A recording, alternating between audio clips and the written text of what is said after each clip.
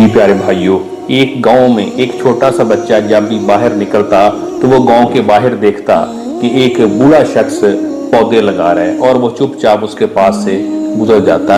एक दिन उस बच्चे के दिल में ख्याल आया और वो उसने बाबा जी से सवाल किया कि आप ये दरख्त क्यों लगाते हैं, ये अभी छोटे छोटे हैं, इनको जवान होने में बड़ा टाइम लगेगा और आप तो इनका फल नहीं खा सकेंगे।